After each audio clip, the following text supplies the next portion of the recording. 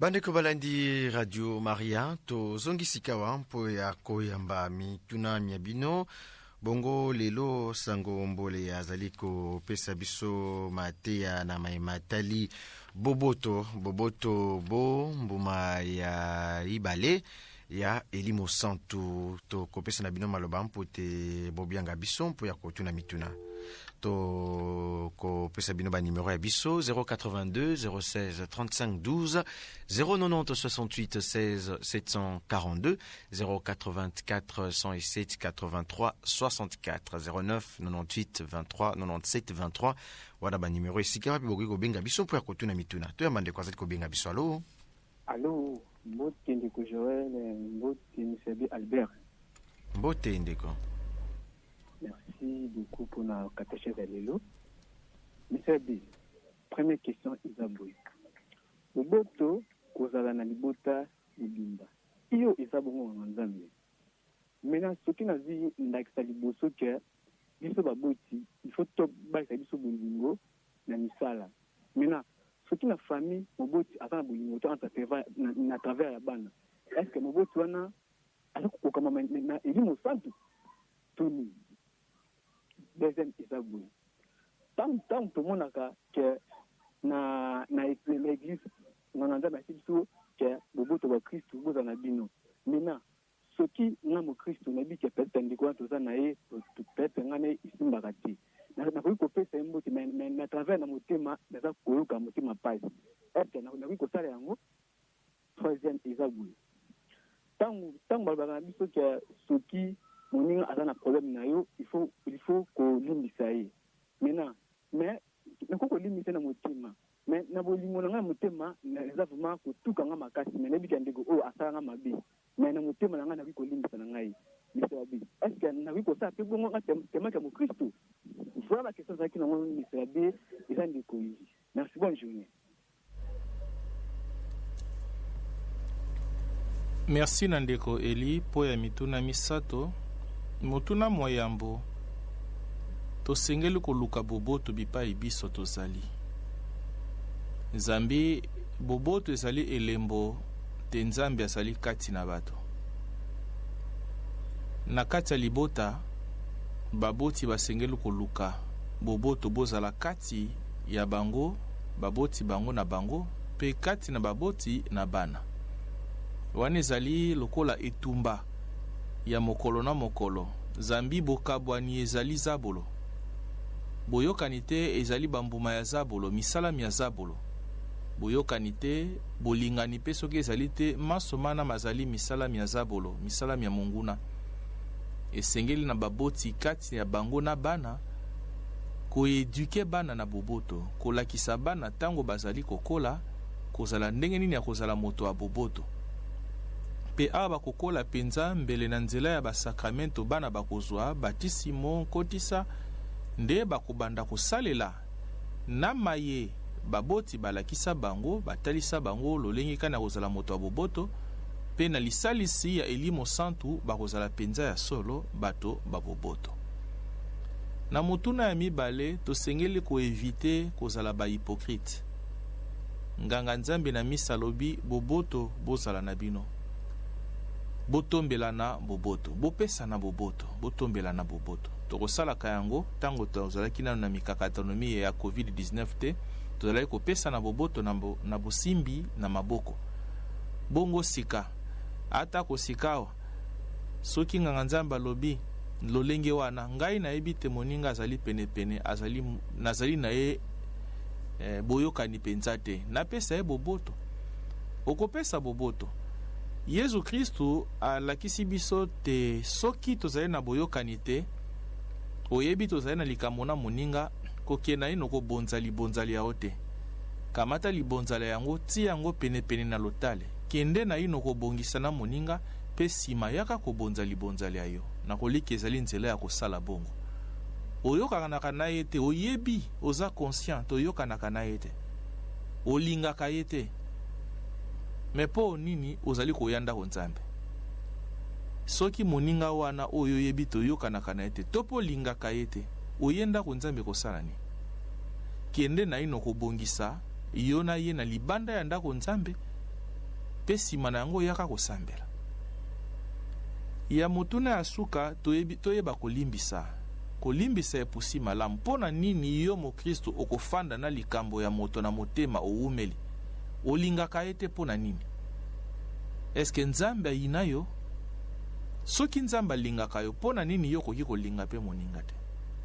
Esengeli na biso kolimbisaka kofanda na likambo na motema te. Yesu apekisi yango. Kofanda na likambo ya moninga na motema te. Likambo ya pasi ombela sala yo to yo pe osala yo obomba na motema ezaleli ya malamu te. Okoya kobotisa bamaladi na kati ya motema mwayo po ya kobomba likambo na motema. Bongisa bondeko na moninga na nzela ya bolimbisi na nzela ya bomikitisi. Merci na ndeko Eli.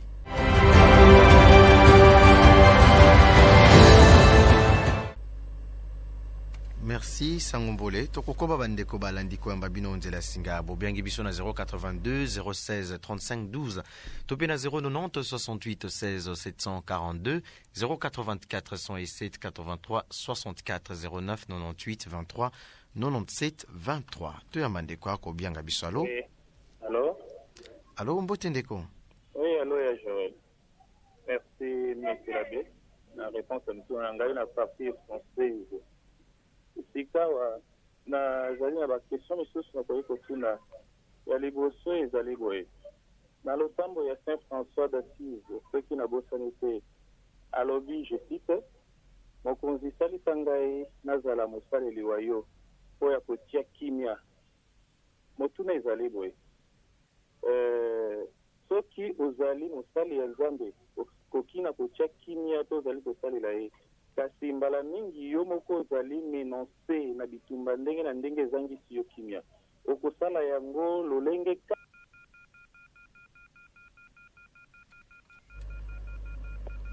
Mon kokoso ndeko abiso ndeko maestro Pascal Sido ekozala malamu mpenza bandeko soki mon kokoso ezali na nzela ya singa otindi message audio na yo tokoyoka yango na 081 99 66 098. Monsieur l'abbé.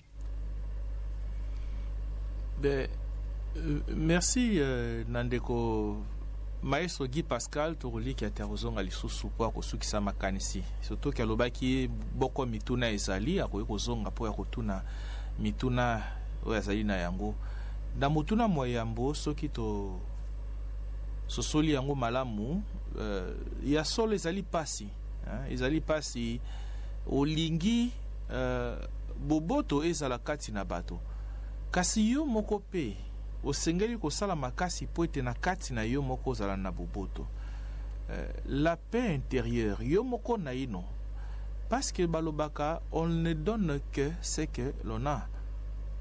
Yo kopesa boboto ndenge ni na bandeko okoluka boboto ndenge ni soki na kati na yo moko kimia ezali te, soki na kati na yo moko boboto bozali te, soki omoni pete ozangi kimia boboto zambi bato o libanda lia yo bazali kopekisa yo kozala moto boboto to pe kokoma boboto osengeli kosala makasi yo moko na ino zala malamu na baninga bongisa na bango soki ezali te eza na boko makambo esala te ozanga boboto likolo ya ndakisa ya bango to pe ezaleli ya bango bongisa na bango courage wana tosengeli kozala nango bandeko mbala mingi na bomoyebo ya biso tolinga kaka kobeta masolo okei kotonga okei koloba likambo ya moninga me ozangi courage ya kokende kokutana naye mpo na koyebisa tosengeli kozalaka na courage wana na lisungi ya losambo okosambela nzambe akopesa makasi po ete okoka kokende koluka moninga oyo bozali na ye na likambo bosolola pe bobongisa na nzela losambo ezali nango possible et donc kobanda na ino koluka kimia kati na yo osala maso te kimia wana boboto ya elimo santu bozala kati na yo nde esima na yango ukoki kopesa yango pe to pe kokabola yango na baninga. Merci.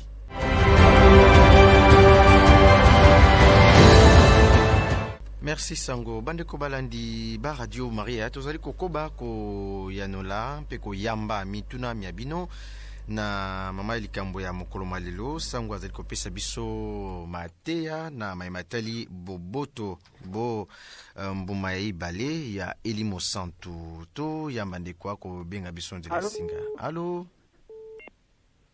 Bonjour, François. Bonjour. Bonjour, Sangombolé. Mbote ndeko. Merci pour la catéchèse à l'île. J'allais frère Antoine Poissy depuis la paroisse Saint-Alphonse à Matiki. Sangombolé, sur ce qui concerne la paix, il y a d'autres personnes souvent qui aiment bien dire la paix du cœur, basant la paix du cœur. Mais ceux qui veulent de la vie, n'ont bien, la certaines paix morabouées qui n'ont pas de vivre. Comment peut-on définir cela? Et à part cela, j'ai une question qui est un peu hors catéchèse, je m'excuse un peu. Je n'aimerais bien savoir quelle différence y a-t-il entre l'âme et l'esprit. S'il y a une différence, dans ce cas, j'aimerais bien savoir, c'est l'esprit qui part à l'enfer ou bien l'âme? Merci Sangombolé, c'était les journées malam pour la bienvenue. Merci. Merci na ndeko. Po ya mituna mibale ndeko Antoine kuna na paroisse Saint-Alphonse na Matete. Moto alobi azali na kimia motema kasi afandi malamu te na baninga azali moto alokuta. Zambi oyo biso tozwi tosengeli kokabola yango na baninga ezali kimia ya lokuta penza, la paix du cœur oyo azali koloba wana peut-être po alie fufu na madesu nzaleza susu te yango wana afandi kimia. Paix du cœur azali koloba ntango mosusu ezali po bauta kokabele mbongo, aza na moniki aza na mwa compte moko na banque deja, aza na motuka oyo ezali assurance po na ye ke yango wana loba aza na paix du cœur te. La paix du cœur to pe kimia motema oyo ezali mbuma elimo santu ezali te po oza na biloko, ezali te po oza na biloko ya mokili, kasi ezali te atako nazangi, atako nazali nango te, me nayebi ete Nzambe azali na ngai. Nazangi eloko boye, nazangi likambo boye, me nayebi ete Nzambe azali na ngai, bongo lokola Nzambe azali na ngai nakozwa kaka. Wana ezali siko paix du cœur.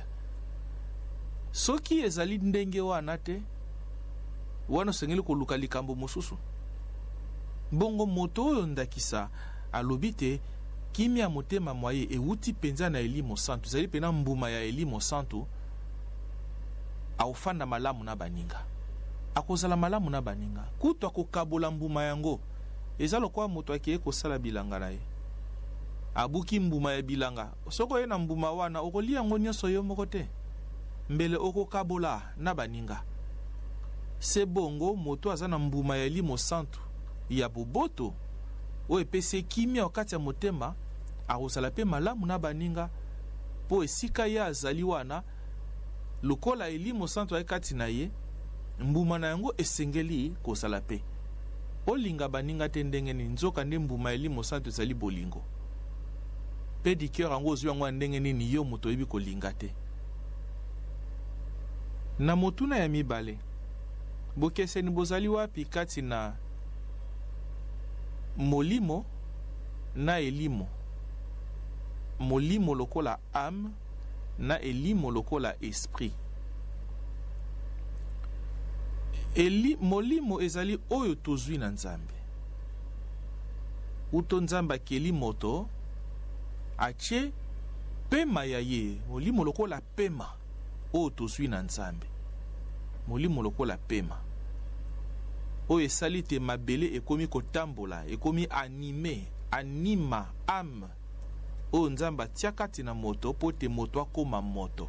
Nzambe afuli na mabele, Genèse 1-2, atie pema na ye, yango nde moto etelemisi moto oyo ezali kati na biso. Elimo ezali siège na kati ya moto oyo ezali kopermettre ye ndakisa amanyola, à réfléchir, à méditer, à trouver solution na ba problème azali na yango. Bongo soki moto awe molimo mwaye mokozonga mboka kolo Nzambe. Elimo to pe esprit ezali lokola siège moko na kati ya moto, likoki ya moto oyo ko permettre ya kanisa, oyo ko permettre ndakisa azali na kelasi ya tanga, azwa na kelasi pe bongo na bongo. Yango to bengi esprit. Mais l'âme, c'est ce qui anime le corps, oyo nzambe apesi na moto, euti epai na ye pe ekozonga se epai na ye. Alors, soki Yesu alobi banga na moto akobwaka na nzoto na molimo, alors vous comprenez le danger sikoyo ya kobebisa molimo mwayo. Elimo ekozala kati na moto, yango nde ko permettre moto akanisa a lukaba solution pe bongo na bongo. Kasi l'âme c'est ça l'homme. Moto nde ye wana. Etango akowa molimo mwaye soit zongi epai ya nzambe, soki molimo wana etambolaki malamu te na kati ya nzoto wana, masumu pe bongo na bongo ekokende na lifelo. Osengeli kobatela molimo mwayo, molimo mwayo mosala se po elingi nzambe po ete ekende na lifelo te. Tala mwa bokese na koki kopesa kati na molimo na elimo to pe âme na esprit.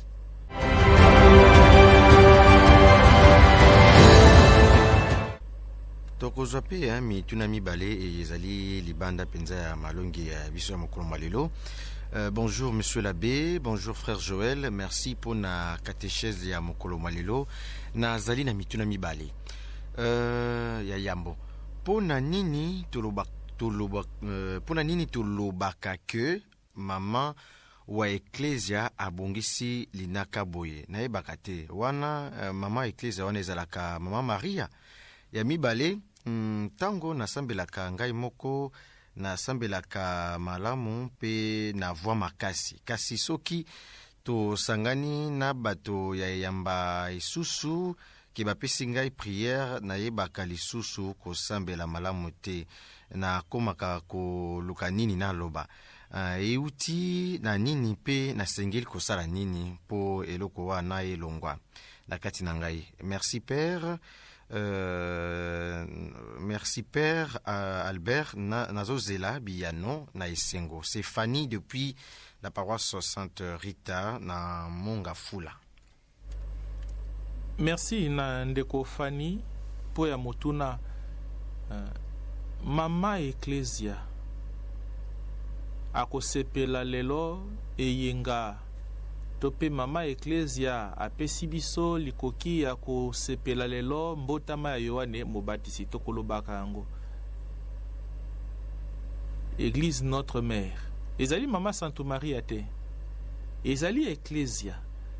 Eklesia tokotala yango lokola mama na lolenge te, akobokola biso, akoleisa biso.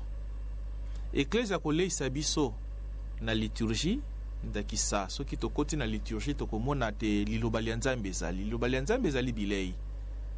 Libonza eucharistia ezali bilei. Tokozwa yango na kati ya eklesia. Basakramento ezali bilei bikokolisa biso, bikobokola biso. Yango wana eklesia tokobenga yango mama na lolenge te, eboti biso na batisimo, pe ezali kobokolo biso na calendrier na yango ndakisa na nzela liturgie na basakramento pe bongo na bongo. Yango tokotala eklesia pe tokobenga yango mama. Mama eklesia. Eklesia azali mama oyo aboti biso, oyo azali kokolisa biso, azali kobokola biso mokolo na mokolo na nzela basakramento, na nzela o libonzali ya misa, na nzela basakramento pe bongo na bongo.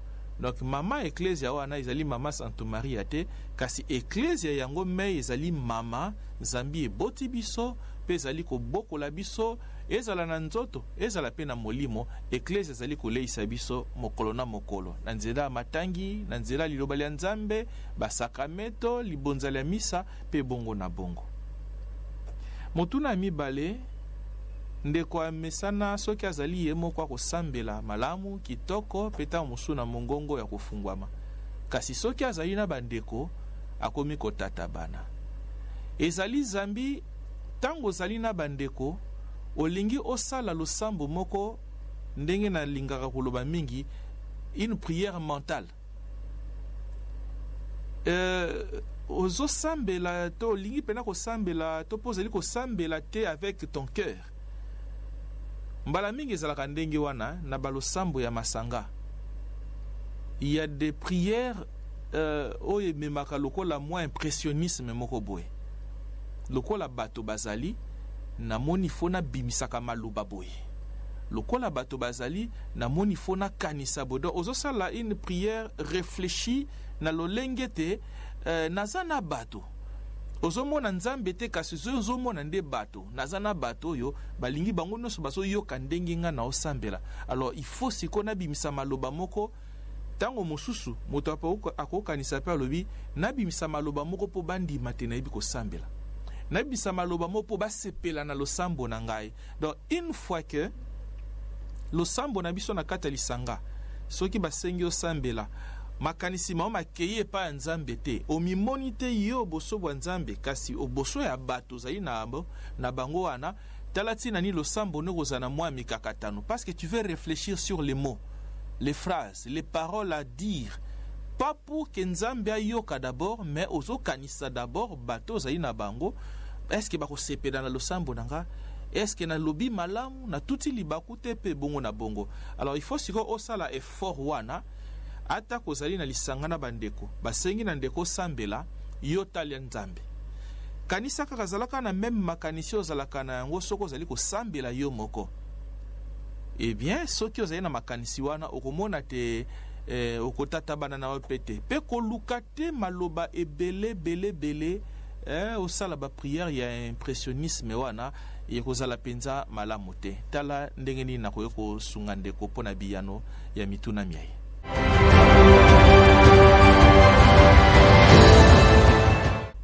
tokozwa mituna misusu pe tikalaki na lokota la lifalansa tozwa motuna eye ya papa Serge Taba.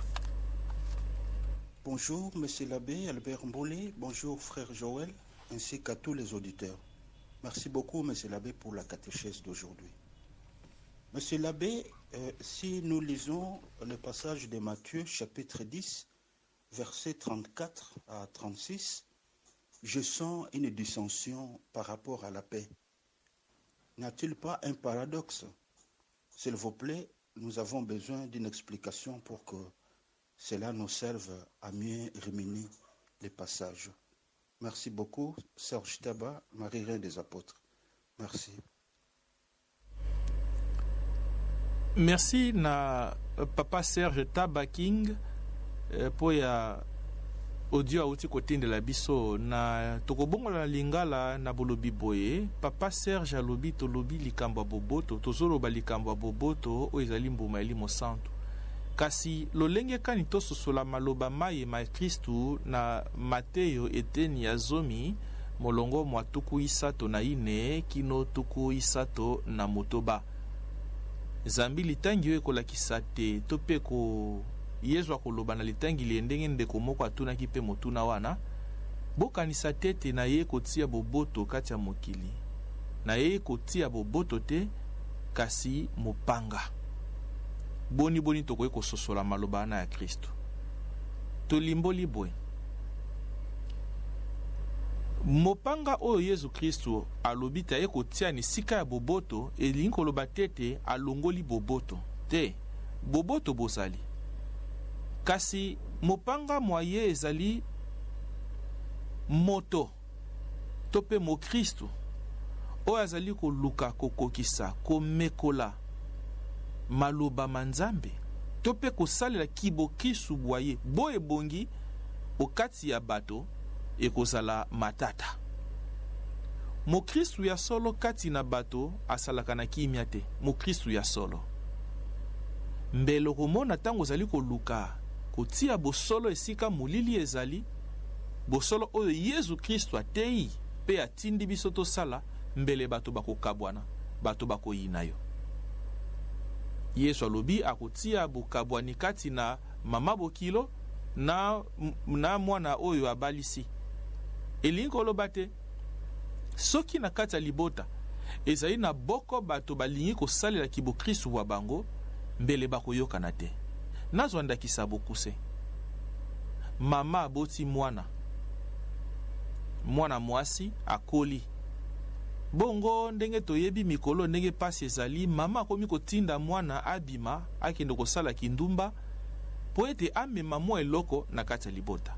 Soki mwana wana ya mwasi azali mokristo ya solo alobi na mama oyo ozali kotinda ngai ezali nzela ya mabe ezali lisumu na kosala yango te soki mama wana azali penza mokristo ya solo te akoyina mwana akokabwana na mwana po mwana aboyi kotosa to pe kosala oyo ye azali koloba ezali mwandakisa ya kolakisa mopanga mwa Yesu Kristo ntango toboyi anti-valeur toluki bavaleur moto ya bavaleur moto ya bandakisa bakoyamba ye penza malamu te bakosepela na ye te alakisi nini okoti na société bato bakosalelaka niaka wana madeso bana corruption makasi yo lobi ngai mo Kristo na ko corrompre te pe bako corrompre ngai te na moi malelo oko perdre même emploi oko perdre même mosala ezali lolenge ya ko sosola maloba mai ma Yesu Kristo ya koloba te tala mopanga kasi boboto oyo ya memeli biso ezali wana boboto ya Elimo Santo ezali ndenge tolobaki boboto ya Elimo Santo ezali assurance te nazali na Nzambe bongo moto oyo alobi na kotambola na nzela ya bosolo po nazali na Nzambe omoni te azali na boboto pe azoluka kotambola na nzela ya malamu tala ndenge nini tokoki kolimbola maloba maye ma Yesu Kristo ndenge Papa Serge auti kolakisa biso yango. Merci.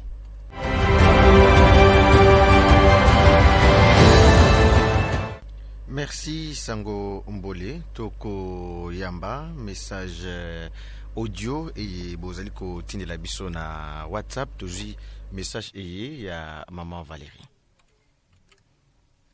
Bonjour ma radio, mbote Sango Mbole, mbote ndeko Joël. Na tindi voice pona kosenga Nzambe merci pona nano ndenga bateli biso. Na ndenge tozali kolanda katechese ya kitoko boye na mate ya kitoko ya bolingo ya la paix soki na koki koloba ezali malamu mingi na basango na biso bate ya biso na mosala bozali na yango mpona tomeka vraiment kochanger bizali soki natali naza kopesa mwa contribution moke soki natali neti na bamboka na biso oyo towuta tozali vraiment na bolingo te ata moto ya mosusu alekisa moto ou bien asalela moto eloko il faut azala moto ya yebi ou bien connaissance na ye proche ou bien moto famille na ye eza bongo te nyonso wana ezali kotambola bongo mpona tozali na bolingo te mpo soki totali bolingo mpo Seigneur Jésus akufelaki biso nyonso na ekuluzu elingi kolobaki tozali biso nyonso ndenge moko okotala te oyo ndeko oyo nani mpona bazwa biso nyonso ndenge moko eloko mosusu mpe nangi naloba mpona biso na bamangomba na biso bakatolike ndenge tozali bandeko mosusu napesa exemple oyo basi babanda kosambela baliboso na baeglise na bandeko baya na nsima mwa bokeseni ezali soki nabi exemple na ndeke bandeko babanda liboso basala neti bamikangama bango na bango bandeko baya nsima baza neti sikoyo neti bapaya bazolinga bamikotisa na etonga nyonso wana ezali bolingo te biso nyonso tozali ndenge moko so nazoloba bongo na sens ke okomona ya mosusu na bamakambo bien nini bandeko oyo babanda neti baeglise liboso okomona akei na bango ezali différent par rapport na bato babanda église na nsima ezali vraiment mwa malamu te nga nazoloba mpona mwa dérangement wana nazalaka nango mwa yango nazoloba ke ezali bolingo te biso nyonso tozali bana tata moko obandi liboso bi obandi na nsima tozali biso nyonso ndenge moko soki mpe neti likambo na place ya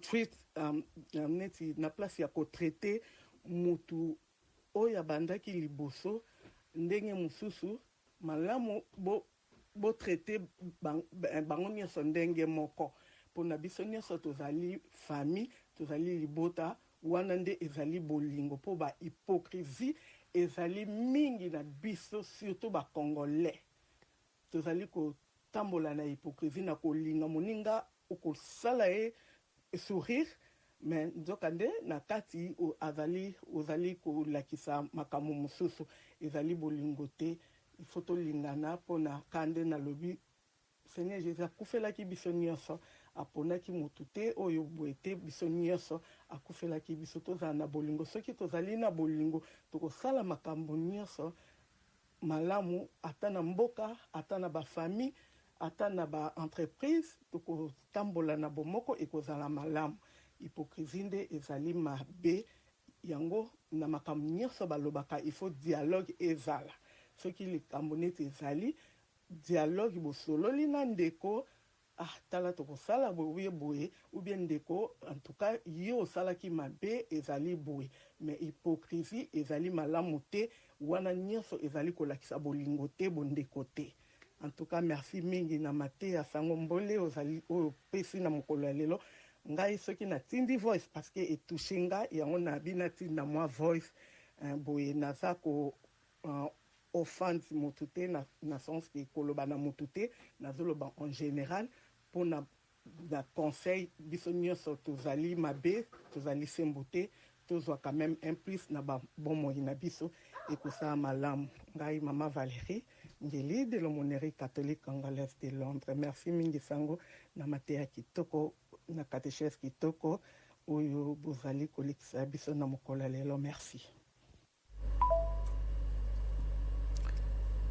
Commentaire ezate na mama Ngeli Valérie pour na contribution ndenge moka lobaki yango ezali contribution na malongi mae tozali kokabola lelo totondi botondi mama Valérie tika te nzambe abenisa yo na bakarme nyonso ya Londres atondisa bino na makabo elimo santu pe boboto bwa mokonzi bozala tango iso okati ya mitema mia bino. Merci mingi na mama Valérie.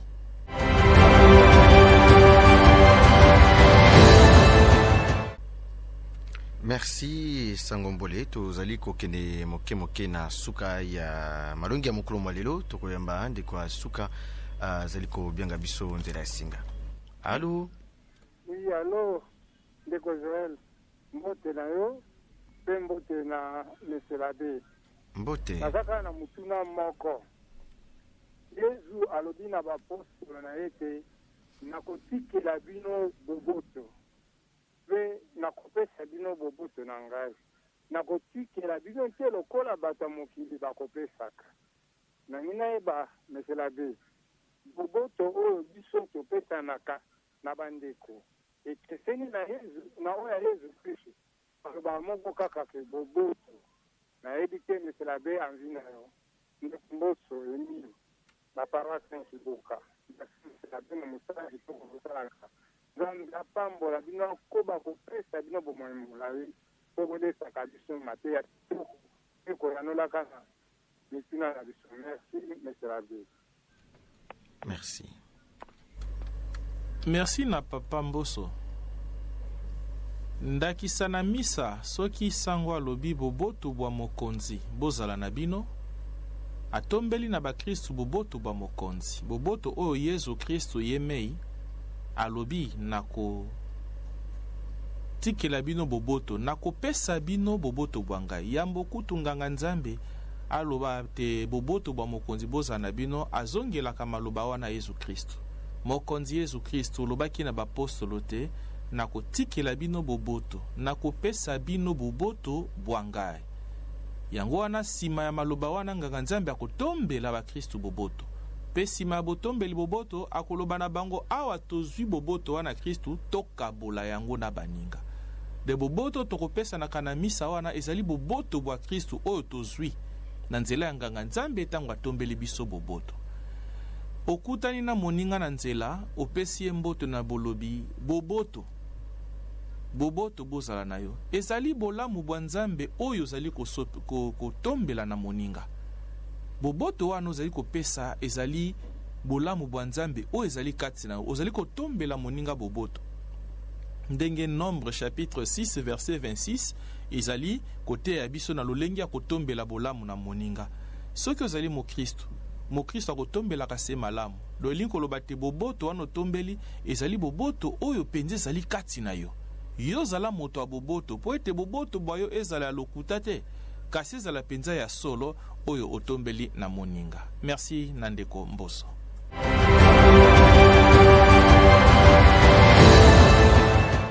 Merci Sango Mbole tala tokomi na suka mpenza ya malongi ya mokolo malelo. Bongo nini tosimba na maimatali mateya ya mokolo malelo? Tosali kokoba komanyola mbuma ya elimo santo o ezali bolingo. Bongo bolingo ezali maloba kaka te, ekomonana na boko misala, na boko mbuma, lokola esengo, lokola boboto o tolobi lelo. Tozala bato ba esengo, tozala bato ba boboto.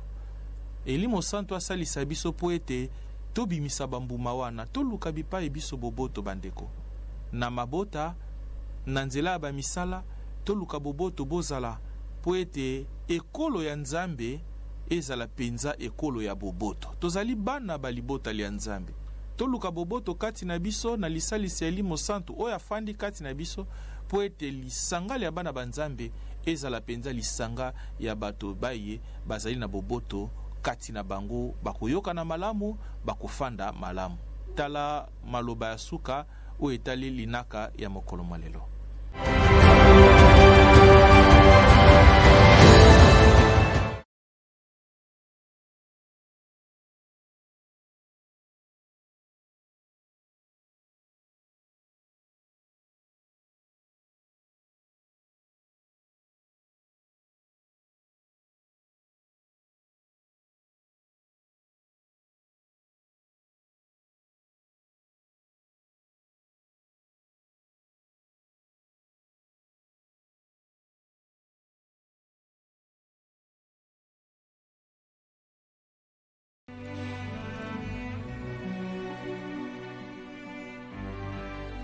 Okombo ya Tata, pe ya Mwana, pe ya Elimo Santo.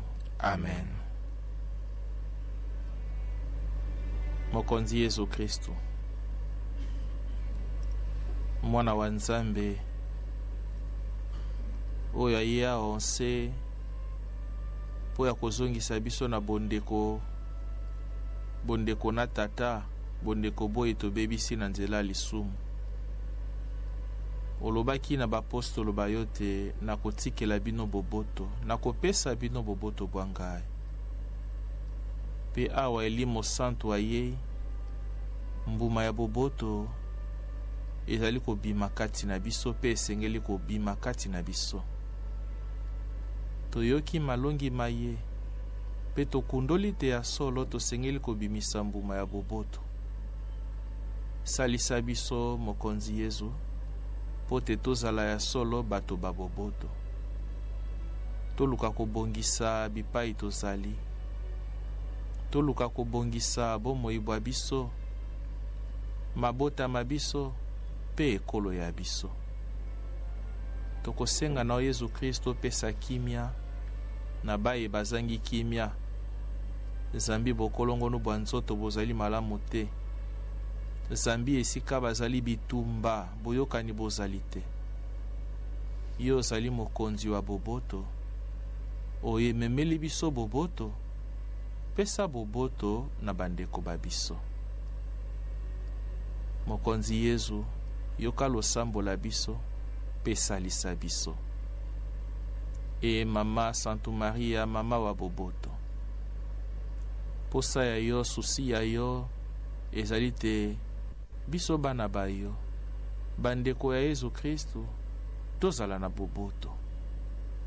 Yango mbala mingi tango kobimela biso, okosenga na biso te tosambela po ya koluka boboto.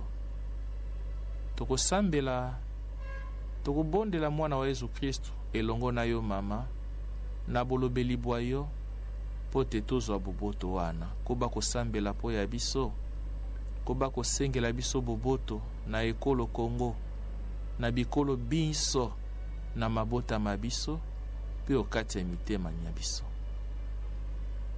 Maria losako otondi gracia, mokonzi azali na yo, abenisi yo yambo ya basi banso, abenisi pe Yesu mwana wa yo. Santo Maria, mama wa Nzambe, sambela mpo ya biso basumbuki, sikawa pe ontango ya liwali ya biso. Amen. Okombo ya Tata, pe ya Mwana, pe ya Elimo Santo. Amen.